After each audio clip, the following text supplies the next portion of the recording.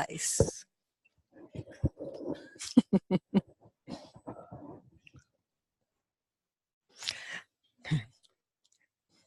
So we're going to continue with what we were doing yesterday, but it's a different series. So yesterday's lesson was Moshe teaching in Amherst. And the lessons I'm going to present over the next few days are by another Feldenkrais trainer you may have heard of, Dennis Leary. And Dennis, well, he was a very, to me, I was thinking about it this morning, I thought, you know, I had the privilege of having Dennis as a trainer in my training in Melbourne, and he had a big influence on me in many ways, and I found him quite inspirational. And Dennis had that wonderful capacity of being very intellectual. He had a wonderful sense of getting people to dream about their possibilities. But within that, he was very grounded. And he had this wonderful organisation. And so, you know, I was quite, well, thrilled might be overdoing it, but really happy to be able to teach these lessons from the Aikido perspective of doing Judo roles. And I guess there's also, Dennis was, I don't know if I mentioned it before, but he was one of the main influences that got me to study a martial art and Aikido. And in terms of martial arts, he was, I don't know, black belt in Aikido, and I think he did also a form of Kung Fu, but Julie could tell us if I'm correct with that or not. But in the lessons, we're going to continue in that same position, which is coming onto your knees and onto your elbows. So now transition into that place. And, you know, so I thought it was really nice how, you know, Julie going through all of these things, how she was talking about how do we organise ourselves in different positions, and how this lesson requires you to be in this, you know, unusual position. I was thinking this morning, now when would I do this? I thought maybe in the garden, not really.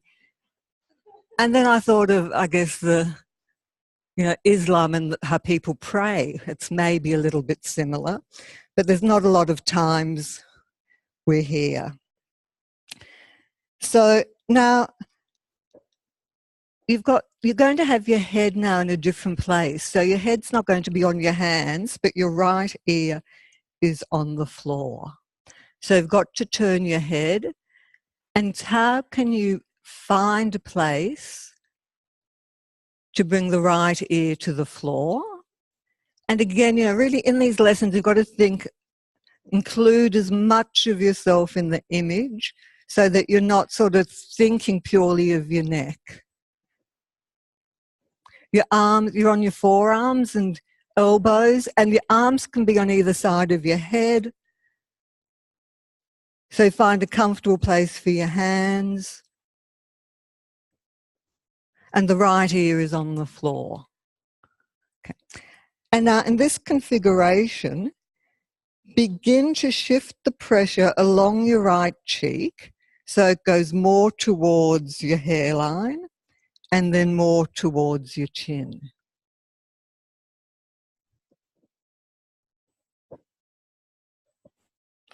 And if you need to, you can put something underneath your head. So if it's too much pressure on your neck, you know, think of, because what we're interested in is, you know, how can you make this challenging position, how can you learn from it? And if possible, both of your arms are up towards your head. But if not, you know, again, you know, take care of yourselves and just start to move your pelvis so that you can shift the pressure, and it's on the side, it's not on, it's just going like if you think you're drawing a line on the right side of your face from your chin up your cheekbone towards your head. So you're not moving the head at this point left and right. It's just like you're moving your pelvis and you're feeling as you move your pelvis how the force gets transmitted up through your spine, along your cheek.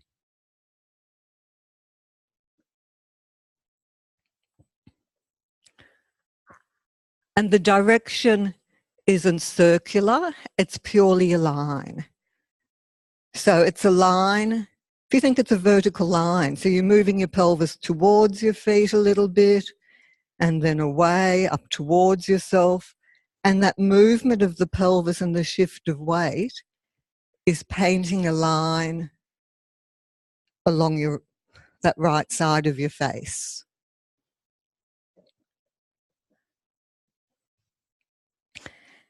And remember, it's your choice how large a line you make.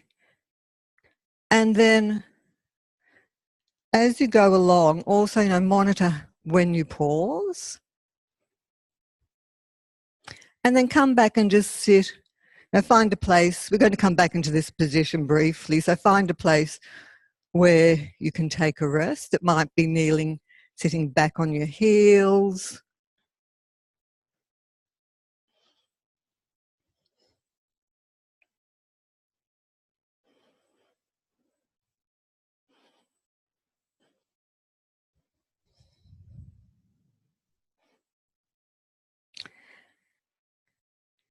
And then return to that same position. Your right ear is still on the floor. And you're going to continue with that same basic movement, but you're going to explore the position of your legs. So as you do the movement, bring your knees far apart and feel how that influences the movement and what changes it may make. Is it as easy to move your pelvis?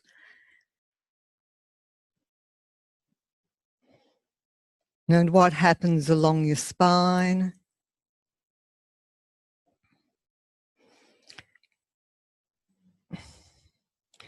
And then bring your knees closer together and continue with the movement.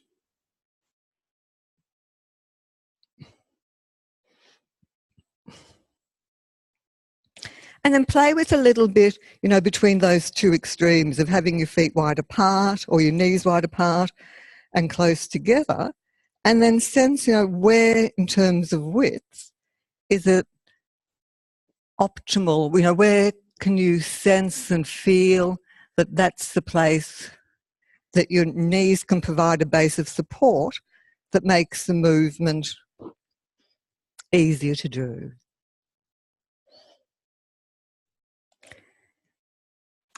And now take one knee further back. So now you're going to sense how it is in an asymmetrical leg position. So one knee is sort of further back from you and one knee more towards you. And does this asymmetrical position, does that somehow make your neck more comfortable? And does it cause a different shape in your back and in your ribs? And when you've done an exploration in that pattern, then change over and do the opposite. So then bring the knee that's further away closer to you and the one that was closer further away. And see if that pattern has an effect. So having your head turned in this way, is it easy with one leg further behind the other?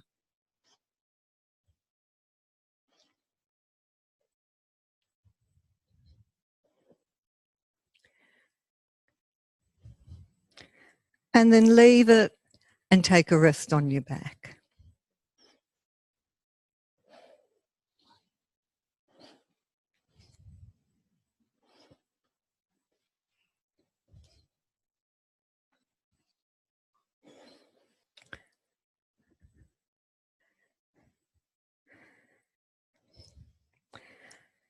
And sense across that middle upper back and notice what effect the movements that you've done and how you've paid attention Now, what's happened there?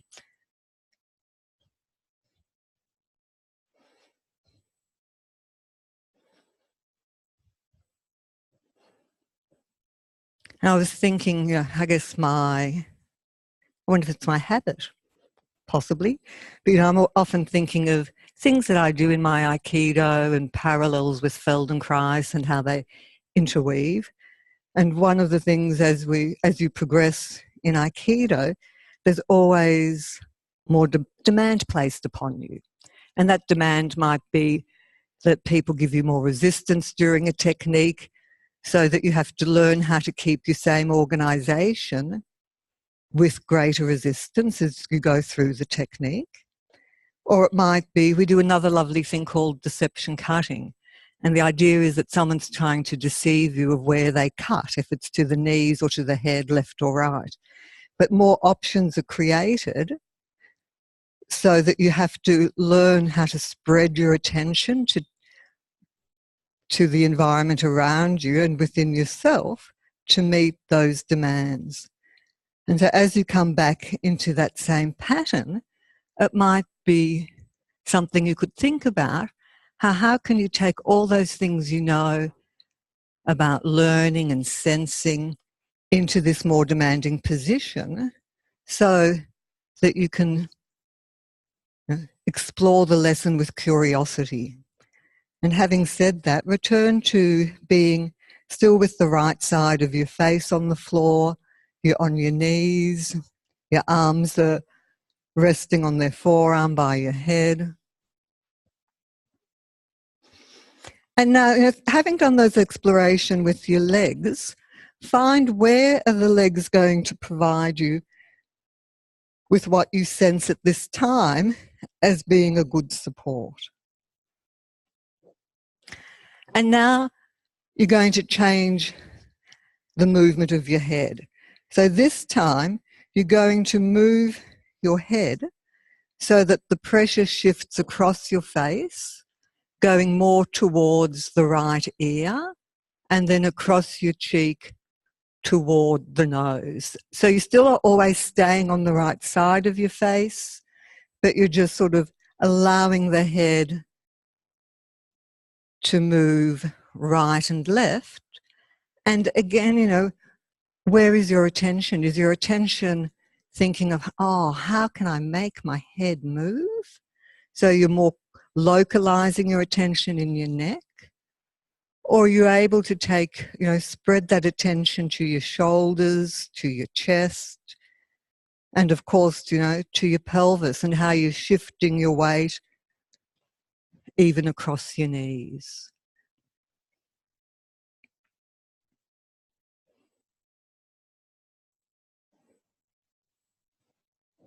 And as you do that, in your own time, you can just play with where your legs are best suited. So you can widen them apart, you can bring them closer together and do a few movements.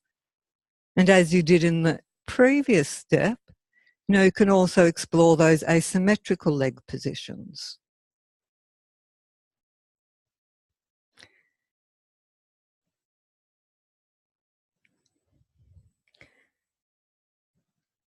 Because as your legs move position, they're going to affect the whole use of your pelvis and spine, and also how you shift weight, not only across your face, but from one arm to the other.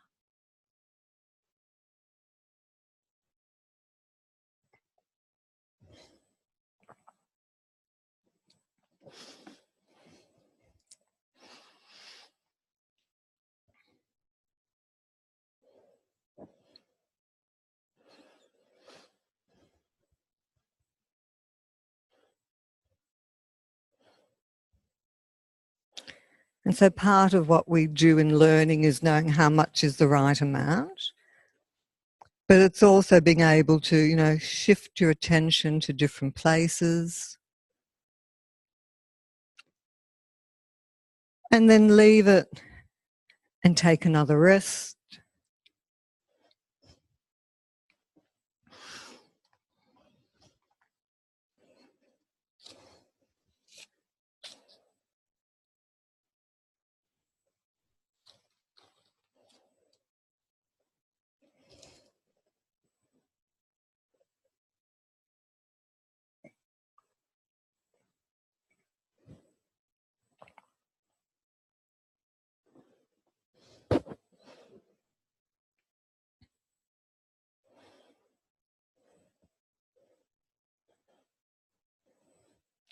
Notice how you're attending to yourself lying on your back. No. And then return to that same configuration and sense if there's a change in your attention. And that will be a change in your attention, but is it as inclusive as you move from lying on your back to being on your knees and on your forearms with the right side of your face on the floor? Or does something change?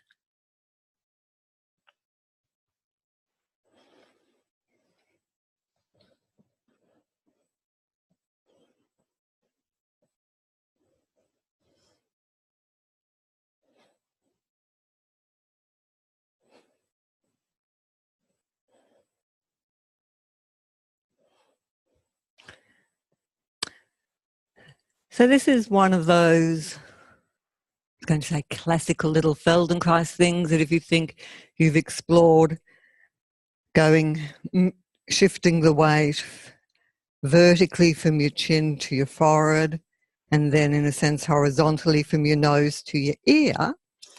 And now you're going to explore how can you make a circle around your right cheek. So, how do you shift your weight? Have you chosen a place for your knees that's going to be helpful?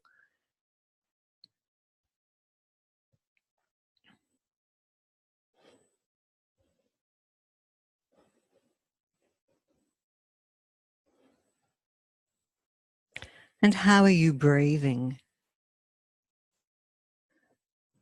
So if I forget who it was who spoke about breathing earlier on, and that idea of having our breathing that's adaptable and can change with what we're doing. And so as you're doing this movement, can you also breathe in a way that's going to help you with the movement or help you explore it with curiosity?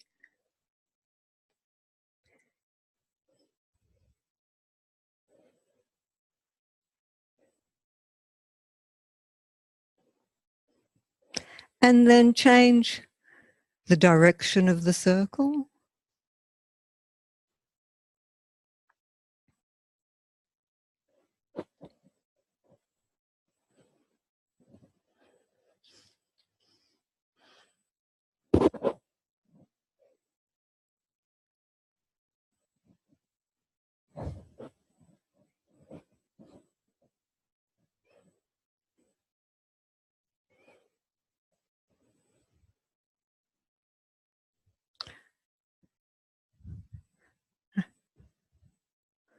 And leave it and roll onto your backs and take a pause.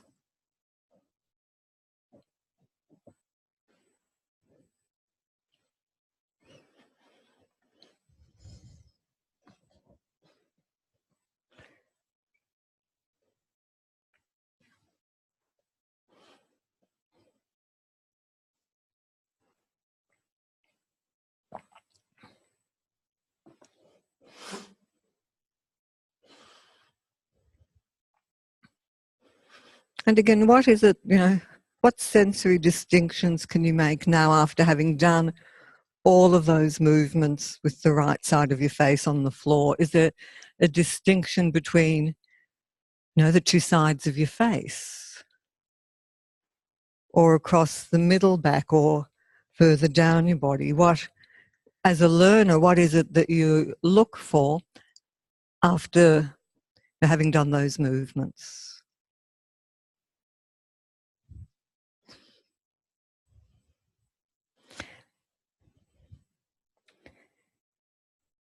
And find a way to come back into that same position, but the difference being this time is that you're going to have your left ear on the floor or the left side of your face on the floor.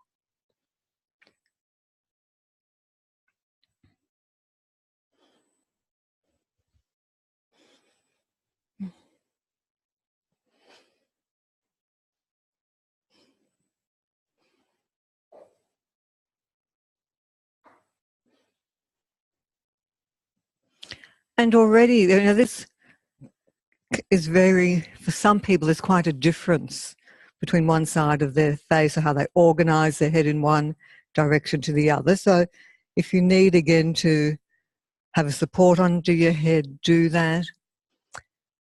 And then start exploring what you've done on the right side.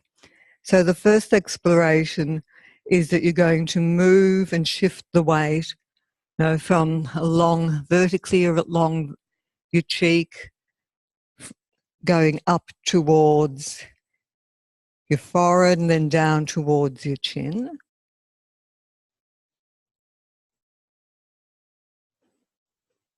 And as you do that exploration, in your own time, explore the different leg positions.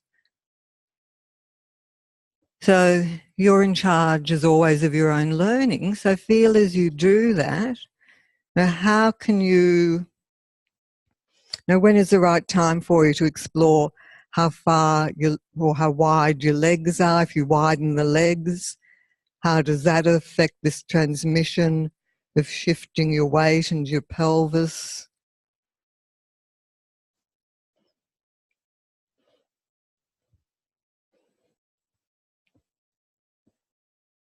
And then if you remember, after the legs are wide apart, you did the opposite. You brought the legs more toward each other.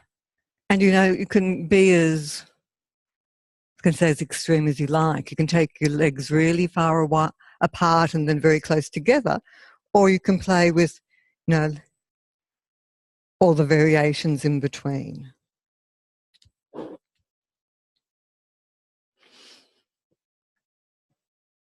And as you explore that, you could, sense where, in terms of width,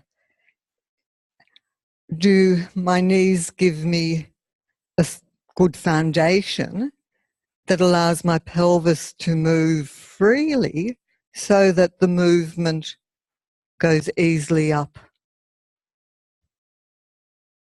from my chin to the forehead.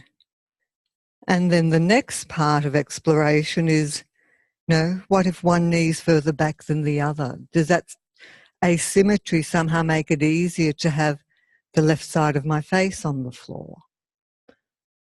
Does my lower back have to work, or move is a better word than work, in a different way?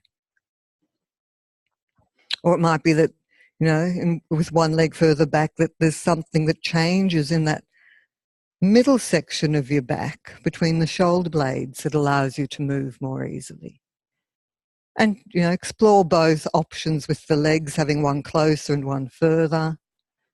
And then when you've done all of that, just find a way to take a pause.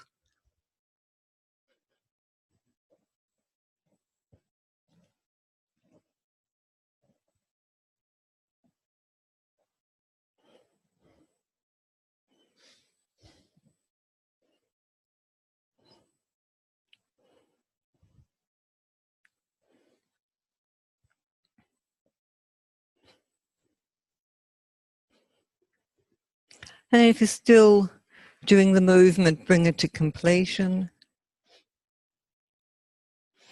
And whichever way you're resting, you could, it was interesting that also that conversation earlier about the possibility of imagining movement. And here you've already done the movement on the right side of your face. So you've got the image in your mind. So now there's much more possibility that you can transfer the learning to doing the movement with the left side of your face on the floor. So as you lie there, you could just think through, how could you shift the weight now across the left side of your face toward the ear and then toward the nose.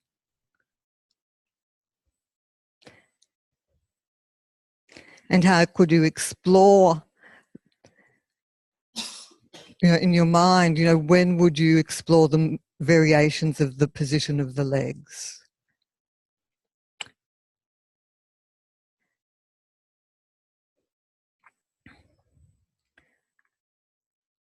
And now return to being on your knees and on your forearm with the left side of your face on the floor, and start to enact what you've imagined. And you know, the enacting is always really interesting because it can show us also of what's been included in our image of the movement. If as we thought it through, did you include the weight shift across your knees? Did you focus on how the pelvis would move?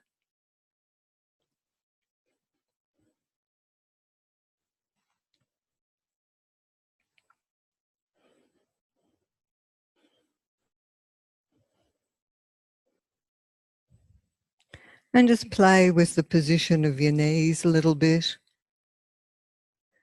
and how that positioning of the legs, how that changes what happens in the head.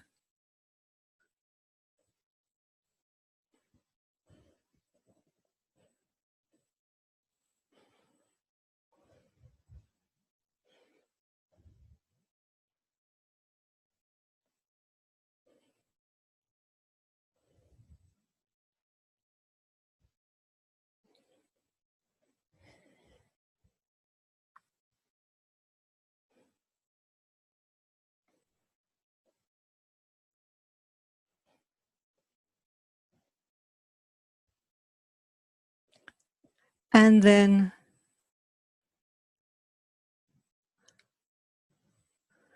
leave it and take another change of position.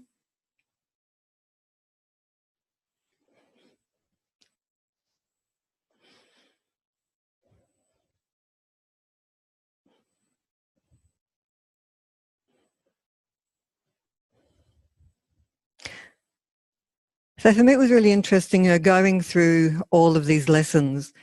And the way I was taught to do a judo roll was you basically got down on your hands and knees. You played with how you'd get your head through the gap.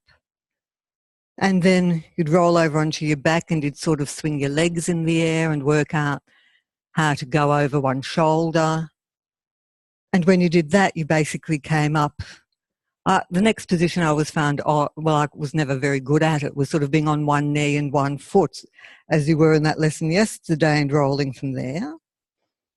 And then you came up to standing and rolled. And if you think from standing, it's a very different requirement. So you don't need that same organization in your back and in your chest because there's a lot more space. But I guess what you do need is you need to get over that fear that when you do the roll that you may hurt yourself.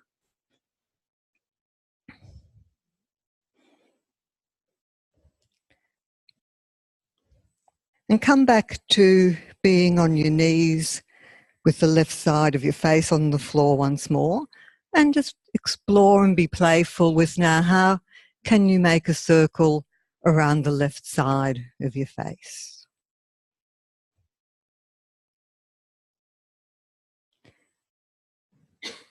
And remember, you don't need to make many circles. You can do, and you can play with the size of the circle.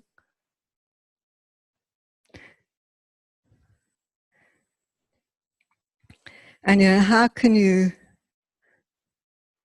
use yourself so that you can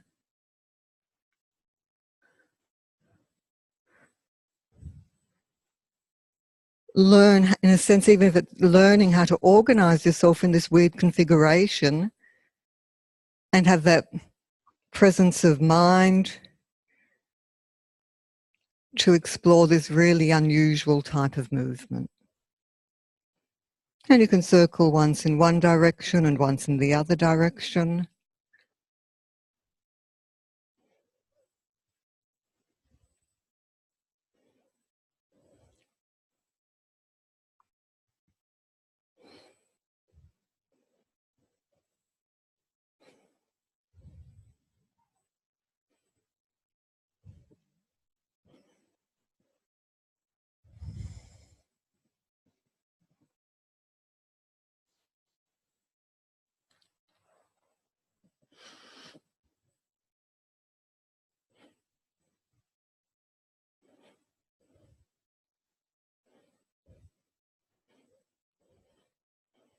And I'm going to leave it to you to work out, how much of this weird and wonderful movement do you want to explore?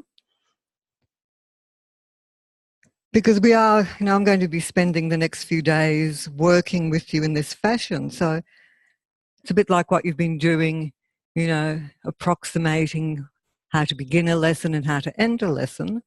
This is just one variation and approximation in a series of lessons which are looking at this function.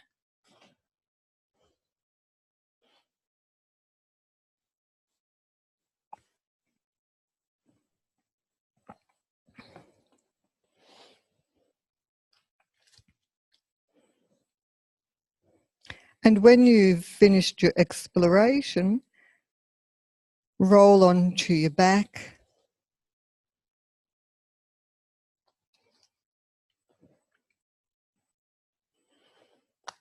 And notice what has changed. You did one side in a lot of detail and the second side. What has changed in how you're lying?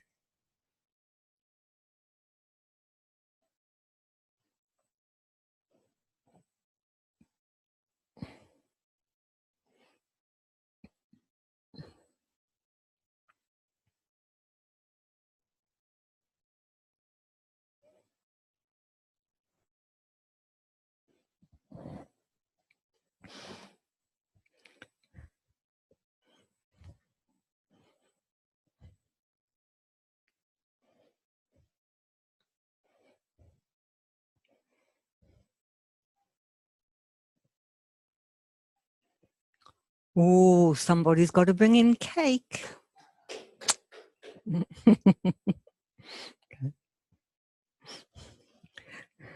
No one's admitting to it. Okay. Well, Sue's always good with food, so I think we can look forward to a nice cake. So come up onto your knees again, and this time we're going back to having the right ear on the floor.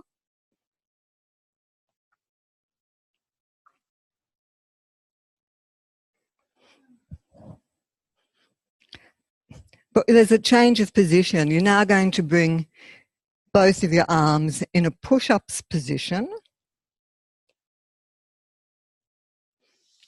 And you're going to explore how to bring the right arm through the gap created by the left so that the right arm moves underneath your body to the left side. Sure, so your arms are in a push-ups position and you're bringing the right arm underneath you. Your right side of your face is on the floor and you're bringing the right arm underneath that gap created by the left.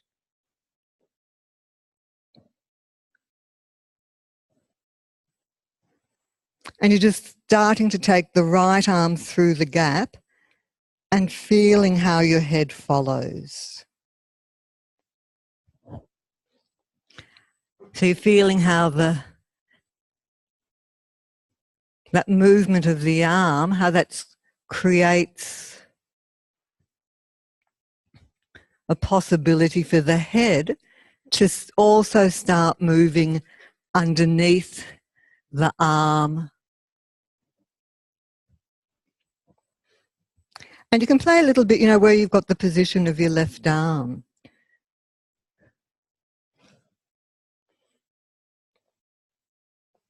And just go backwards and forwards.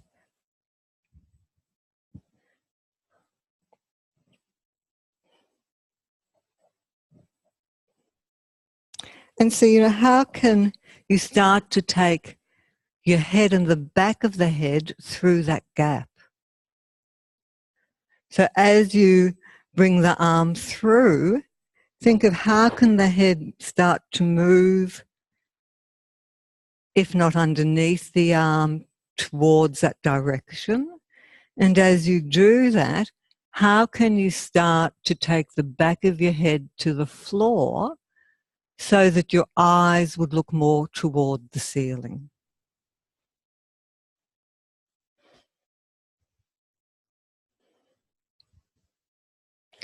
And we did a bit of this in yesterday's lesson, so you could notice, how it is for you now. And what happens in your legs.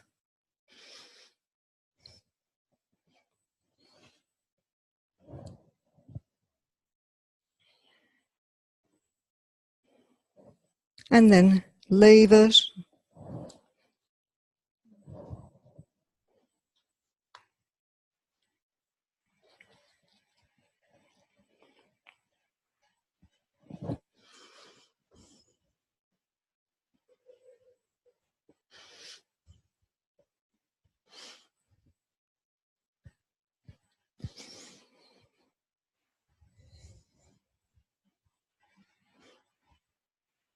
It was funny, I was catching the train.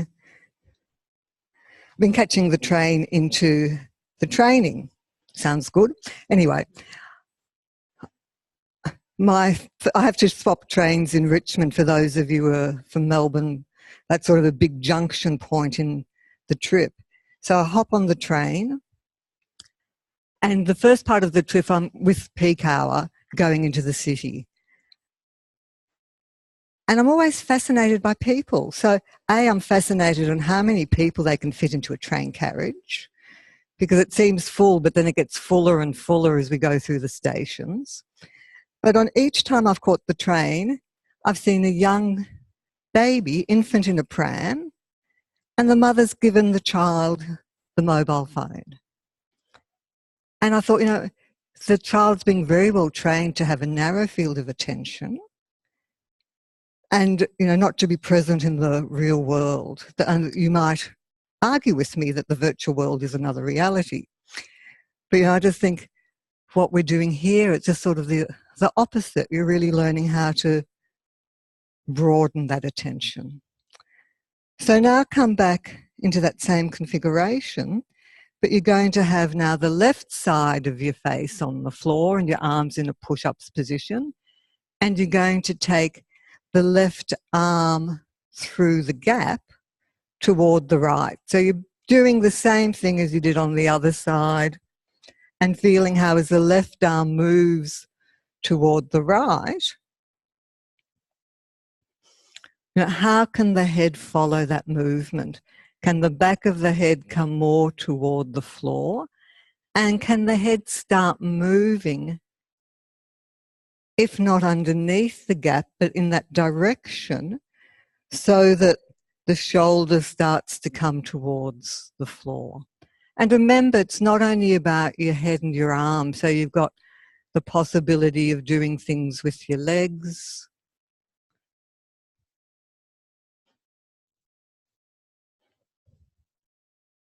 And why I think that came to my mind, that little story, because I was also this morning listening to the news, and I thought, the news is always a good way to start the day if you want to think of be informed about what's happening in the world.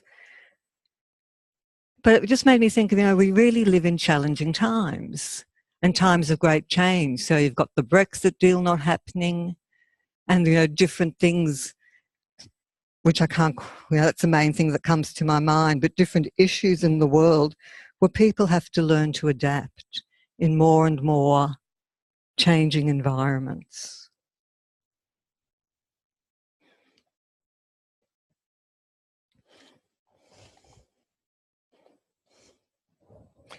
And how can you learn to organize yourself in these lessons that you could then maybe integrate that learning and take it with you and apply it to all those different challenges in our lives. And then leave it and find a way to rest.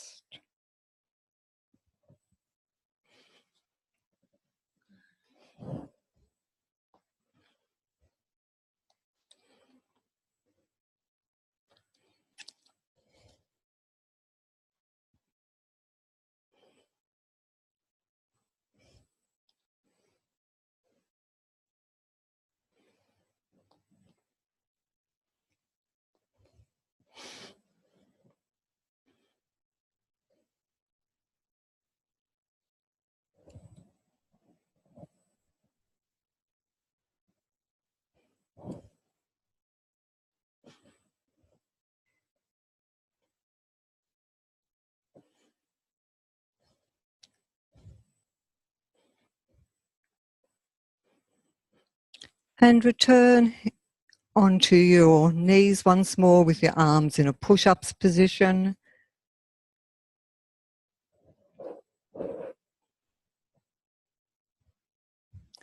And bring your right ear to the floor and your right arms and head as much as possible through that gap towards the left. And now you're going to start to really hone in to your leg movement and how that can influence what happens up with your head and arm. So you're going to start pushing through the left leg and feeling, so you're not lifting, you've got your toes in a push-ups position and you're just exploring straightening the left knee and bringing it into the air and pushing through your toes and feeling how that transmits the force up towards your right shoulder. So your foot is on the floor. Yesterday's lesson, the leg was in the air. When in this lesson, you've really got the opportunity to play with pushing through the toes of the right foot and feeling the shift of weight and the diagonal of that movement from the left hip up to the right shoulder. And you did a lot of explorations at the beginning of the lesson with the placement of your knee and your leg. So as you do this, you might find, that if your knee moves further out to the side, that you might, that the trajectory or the pathway up through the body is going to be very different than if you push more through your midline. Because if you think, a lot of this is also about being able to orientate in a really weird position and being able to track what happens with your pelvis, that connection of the pelvis and the head. And in a judo roll, you're not wanting to roll out to the side, but you're wanting to roll forward. So, feel as if you push through your toes and your knee stays more in the midline, if that gives you more of a forward push onto the shoulder that's on the floor. And the idea in this isn't that you roll over. The idea is more making that connection between the foot, pelvis, and head. And feeling how that shoulder can come more toward the ground.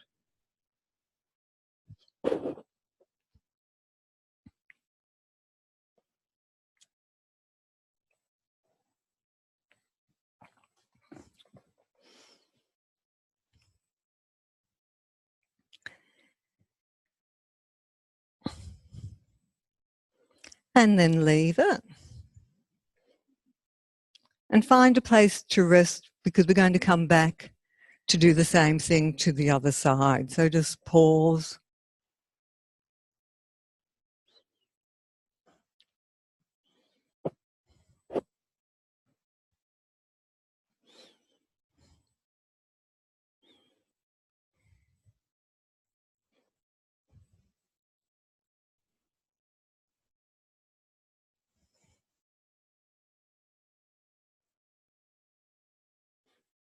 And where, are you just being, as you lie there, is taking the opportunity to digest what you've done, or are you thinking of what and how you could do the movement with the head to the other side?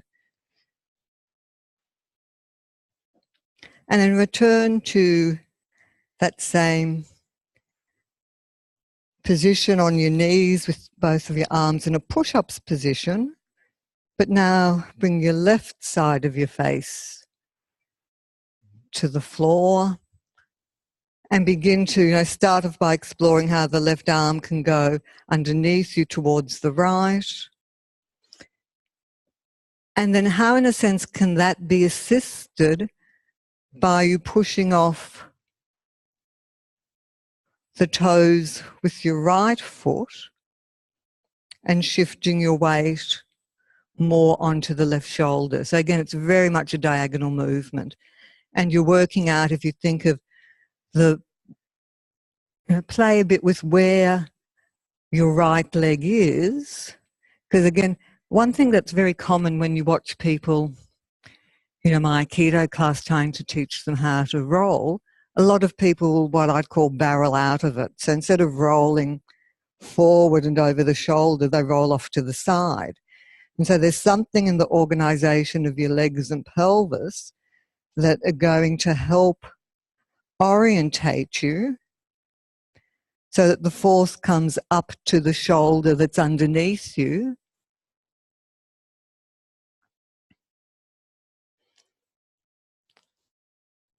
In a way that, when we come later on in the week to being more bringing it all together, that the orientation will be as if you were rolling straight over the shoulder and not off to the side.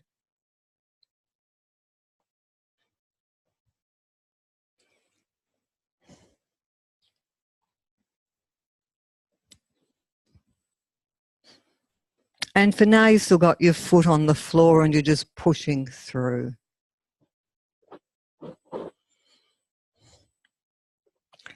And then leave it, lie on your backs.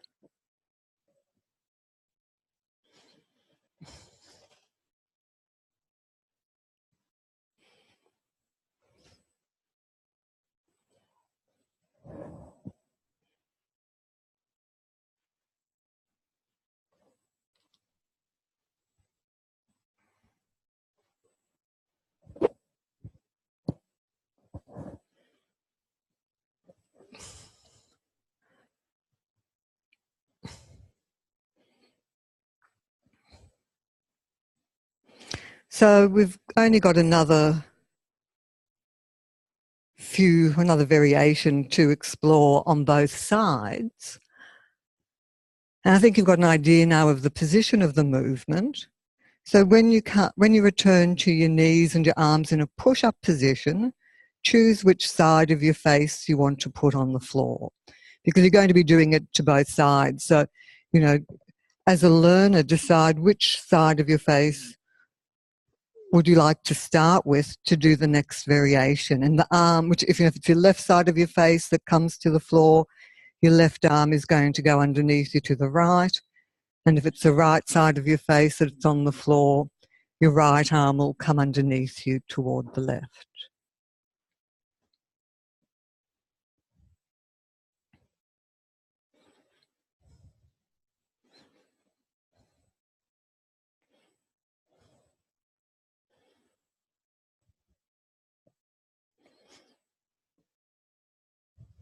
Okay, so I've got one arm placed underneath you, to the side, and then you're going to start to push through, push through the opposite foot as you have been, so that you're getting that diagonal to bring more weight onto the shoulder and the head underneath the gap created. But now with the arm that's in a push-ups position, you're going to maybe bring it to the hand that's resting on the floor and then start to bring that arm up into the air. So this could be a little bit balancy, but you've got the arm underneath you. If you like to start, you can have the palms together and that the arm on top is going to move up toward the ceiling.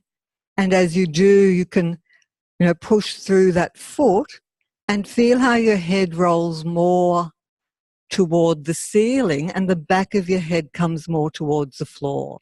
So you've got one arm still resting on the floor and it's only the top hand that comes up towards the ceiling, and feel how that rotation can, in a sense, allow the arm that's on the floor to lengthen more and for the back of the head to roll more towards the floor and the face towards the ceiling.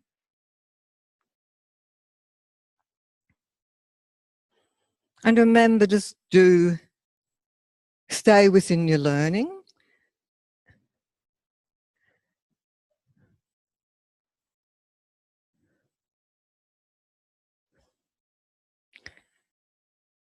And then when you've explored the side that you're doing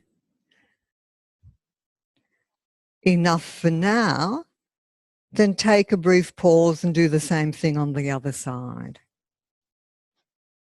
And see, what have you learned on this side that might be helpful to how you do the movement on the other side? But, feel that connection of now how, when you're doing the movement, as the arm comes into the air, of what that does to your chest and your spine, and how that allows the back of your head to go more toward the floor, and how that movement, in a sense, starts. Well, you can play with where it starts. What I was thinking was the pushing of your feet, and then how it can come upward.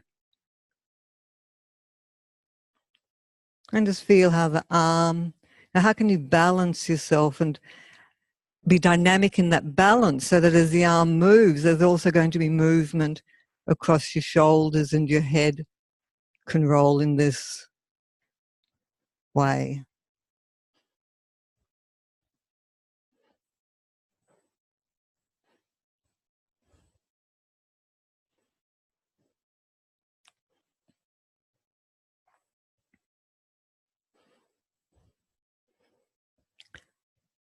And then let it all go. Line your backs.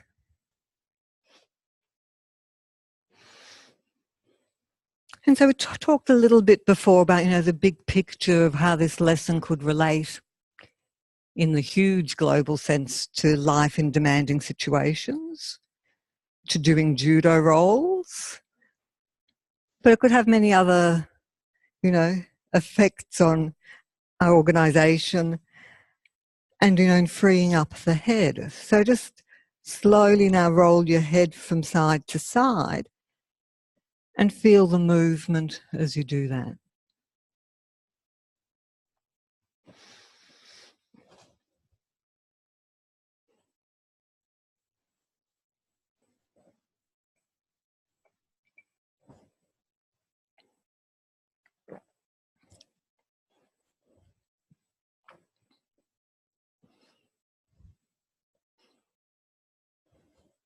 And then let the head find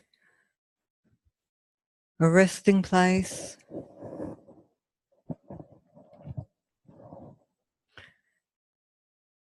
And come up to standing.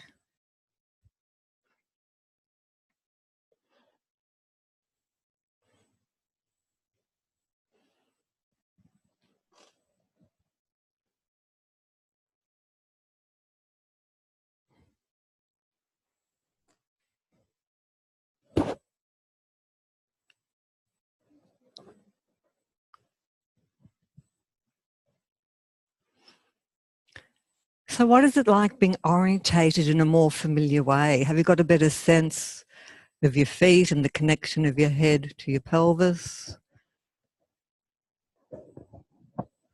And then have a walk around the room and see how it is in walking.